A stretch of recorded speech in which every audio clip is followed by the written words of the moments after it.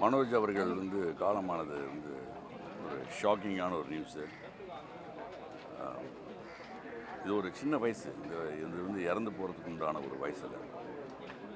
இன்னும் என்னுடைய குரு பாரதிராஜா சார் அவர்களுக்கு நான் வந்து என்ன மாதிரி அவர் எப்படி அவர்கிட்ட என்ன பேசுறதுன்னு எனக்கு தெரில. அந்தளவுக்கு ரொம்ப துக்ககரமான ஒரு நிகழ்வு. ஆறுதல் சொல்கிறதுக்கு வார்த்தைகளே இல்லை. அவரோட